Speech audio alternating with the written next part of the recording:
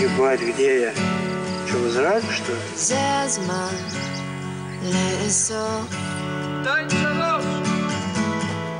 הכל פנימה וכמו אמא אני מתרגשת.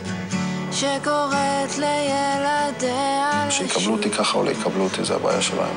עוד לילה נכנע אבל אני ככה. לפעולה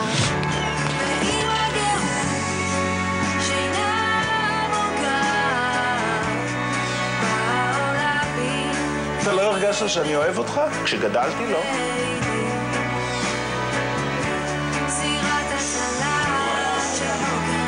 כמו שאני רואה את זה, אנחנו הולכים לעשות מהפכה.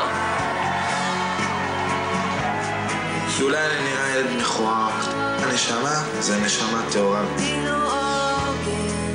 משפחה מאושרת הייתה, ואני מסתכל על זה כעל דבר, תן אותו יותר. יש לי טעם של חיים. אתה מרגיש? אביב, ב-yes דוקו וב-yes ויהודי. גם השנה, yes גאה לתמוך בפסטיבל דוק אביב, ומזמינה אתכם להגיע וליהנות מתעודה משובחת בין 3 ל-12 במאי במתחם הסינמטק בתל אביב ובמתחם נמל תל אביב.